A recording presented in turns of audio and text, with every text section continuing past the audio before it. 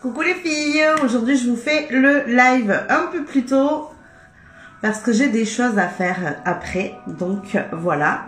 Donc nous voilà au jour 3 de ces 21 jours pour connecter à votre mission de vie. Donc aujourd'hui j'aimerais vous parler d'un sujet que j'ai moi longtemps... quelque chose que j'ai longtemps fait, pour lequel j'ai beaucoup culpabilisé, donc c'est pour ça que je voulais vous l'amener dans le cadre de votre mission de vie, puisque je vous en ai déjà parlé dans d'autres vidéos, hein. J'ai beaucoup cherché pourquoi j'étais faite, donc j'ai emprunté un chemin, j'en ai emprunté un autre, j'ai abandonné beaucoup de choses, et c'est le sujet que je voudrais aborder aujourd'hui. Pourquoi j'abandonne ce que je commence? Pourquoi est-ce que ça vous arrive à vous d'abandonner ce que vous commencez régulièrement, alors que ce soit dans le cadre de votre recherche de mission de vie, hein, ou que ce soit complètement autre chose? Ça pourrait être des formations, ça peut être des livres, ça peut être beaucoup de choses comme ça.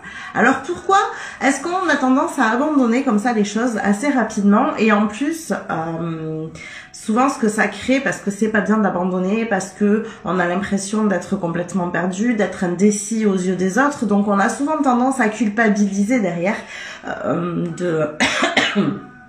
de lâcher les choses comme ça. Et je vais vous amener justement les raisons pour lesquelles on abandonne comme ça. Alors, les premières raisons, ça va être des raisons assez simples et assez évidentes, comme la première raison, ça va être manquer de temps. Donc ça, on en a parlé il y a 2 jours, ça a été le live du jour 1, si tu l'as pas vu, je t'invite à aller le regarder. Donc je vais pas revenir dessus, j'ai donné dedans des petites astuces justement quand on manque de temps pour pouvoir continuer certaines choses. Donc souvent, on va aller abandonner, comme je l'ai dit dans ce live-là, on va aller abandonner des choses qui nous plaisent parce que ça ne nous concerne qu'à nous, ça ne concerne pas les gens autour de nous, et donc plutôt que d'en faire une priorité, c'est ce qu'on va aller abandonner. Donc ça, c'est une des premières raisons qui font qu'on abandonne. Ensuite, on va aussi abandonner parce qu'on commence pour les mauvaises raisons. Est-ce que ça vous est déjà arrivé de commencer quelque chose parce que c'est quelque chose qui vous pensiez que ça allait plaire à votre entourage, parce que peut-être par rapport à des livres, c'est un livre qu'on vous avait conseillé, donc vous avez commencé à le lire, puis vous sentiez que ça vous attirait pas, mais vous avez continué parce que cette personne vous l'a quand même conseillé et ça vous tient à cœur. Donc vous voyez, ça peut être des choses comme ça. Est-ce que ça peut être aussi dans le cadre du sport, par exemple? Est-ce que vous vous êtes lancé dans le sport en début d'année parce que c'est les bonnes résolutions de début d'année, en vous disant bon allez, de toute façon il faut s'y mettre, il faut faire du sport, il faut qu'on soit en bonne santé. Donc vous voyez, et ces raisons ne vous sont pas propres, elles sont propres à la société en fait.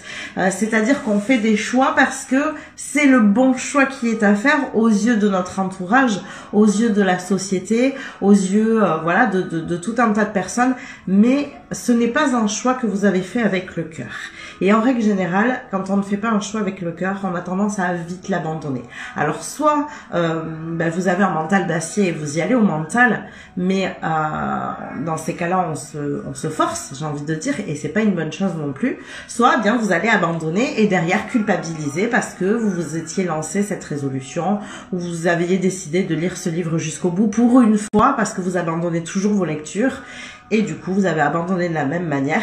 Et donc, vous allez avoir tendance à vous envoyer des phrases pas très gentilles, à manquer de bienveillance et de tolérance envers vous-même. Alors que pour le coup, c'est plutôt en amont qu'il faut aller regarder les raisons qui ont fait que vous avez abandonné à ce moment-là.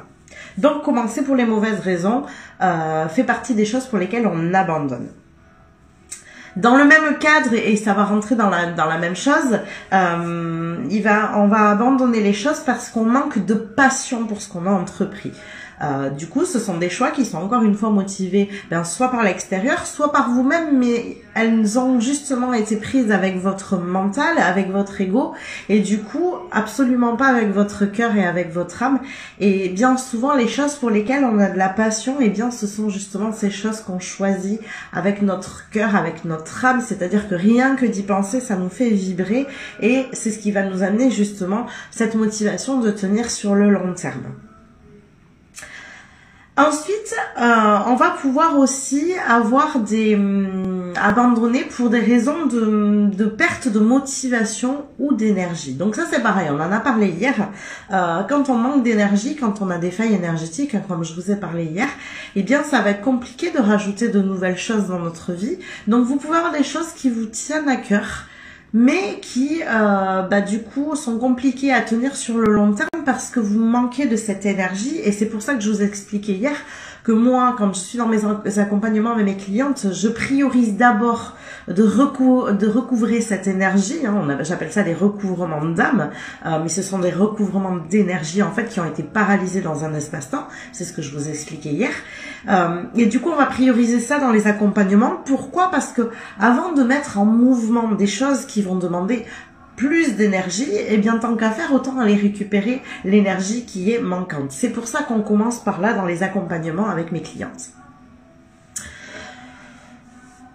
D'ailleurs, je vous rappelle à ce sujet que mes accompagnements sont de nouveau ouverts. Donc, il y a de nouveau 6 places d'ouvertes pour mes accompagnements et je vous invite donc à prendre rendez-vous pour un appel découverte si vous souhaitez aller plus loin et voir comment, s'il y a possibilité d'avoir un accompagnement avec moi, si ça match entre nous, etc.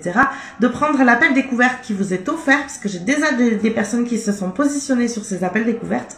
Donc, je vous invite à prendre rendez-vous avec moi si vous souhaitez aller plus loin.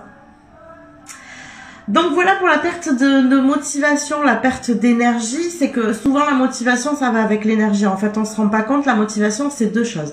C'est l'énergie qu'on peut avoir et qu'on peut mettre dans quelque chose, et c'est aussi cette histoire de passion. C'est-à-dire que quand vous êtes sur un sujet qui vous passionne, il peut être minuit, c'est pas grave, vous allez quand même réussir à avoir de l'énergie parce que c'est ce sujet-là qui va vous donner l'énergie nécessaire pour avancer. Donc la motivation elle vient de ces deux choses en fait, de cette énergie, voilà, cette énergie ou perte d'énergie que vous avez ou que vous n'avez pas en fait, et de la passion que vous mettez dans ce que vous entreprenez.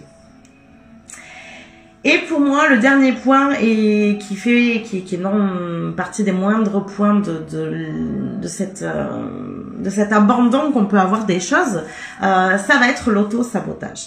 Alors l'auto-sabotage, comment ça se passe? L'auto-sabotage, il va être créé par votre inconscient. C'est-à-dire que vous faites pas évidemment un auto-sabotage consciemment. Bien évidemment que vous n'allez pas vous auto-saboter dans votre vie de manière consciente.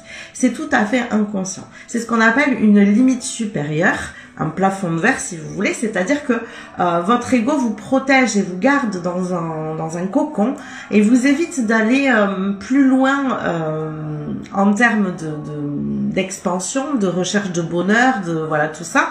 Pourquoi? Pour éviter que vous tombiez de trop haut si il vous arrive quelque chose, si vous êtes trahi, si vous êtes rejeté, si vous vous exposez à des choses que vous n'avez pas l'habitude de vous exposer d'habitude, vous sentez ces peurs arriver. Et donc l'ego il vous protège de tout ça en fait. Donc souvent moi je dis que l'ego il est pas là pour vous desservir, bien qu'on en ait l'impression parce que il nous pourrit un peu la vie, hein, clairement, le mental, l'ego, etc. Mais bien souvent en fait il est là pour nous protéger, il est là pour nous servir. Donc qu'est-ce qui se passe? Du coup on va créer des auto-sabotages, l'ego vient créer des auto-sabotages. Pourquoi? Pour éviter qu'on reproduise des schémas, des histoires de notre passé qui nous ont mis à mal en fait. Et donc du coup on va venir s'auto-saboter et on va abandonner certaines choses alors qu'elles seraient bonnes pour nous. Donc, ce qui se passe dans ces moments-là, vous allez me dire, ok, très bien, mais alors comme je suis pas consciente de ces auto-sabotages, de quelle manière je mets les choses en place et comment je peux me rendre compte que du coup, il y a un auto-sabotage qui arrive et que je mets en place.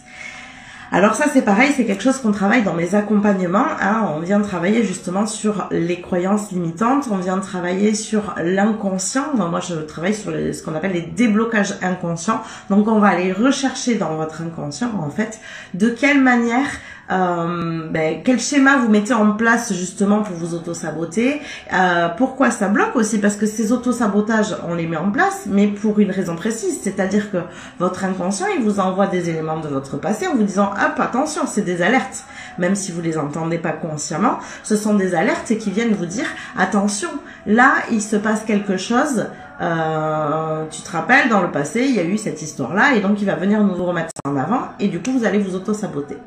Donc, comme je vous ai dit, tout ça se fait de manière inconsciente. C'est pour ça qu'on va travailler sur l'inconscient dans mes accompagnements avec la méthode puissance d'amour dont je suis certifiée. Donc, on vient travailler sur le blocage et du coup, ça permet eh bien d'abandonner beaucoup moins les choses, de modifier aussi ces croyances limitantes qui nous pourrissent un peu la vie. Hein. Et en plus, bien souvent, on me dit, ben, il faut aller travailler ces croyances limitantes. D'accord, très bien, mais on n'en est pas conscient, en tout cas pas de toutes, on en connaît certaines bien sûr. Moi j'aime pas du tout l'exercice où on nous dit bon vous faites une liste de vos croyances limitantes. Oui alors, c'est bien gentil mais en fait on les connaît pas ces croyances. Donc du coup c'est pour ça qu'avec cette méthode là c'est plus simple, c'est-à-dire qu'on va aller chercher directement dans l'inconscient. Voilà ce que je voulais vous partager aujourd'hui. Donc n'oubliez pas, si vous souhaitez un appel découverte, de prendre rendez-vous avec moi, soit par Messenger, soit via l'adresse mail que vous avez juste au-dessus. Si vous voulez en savoir un peu plus sur mes accompagnements, comment ils fonctionnent et qu'est-ce qu'il y a exactement à l'intérieur, n'hésitez pas à aller regarder le webinaire offert que vous avez juste au-dessus aussi. Et puis moi je vous dis, on se retrouve demain. Je vous dis à demain, je vous souhaite une excellente journée. Bisous.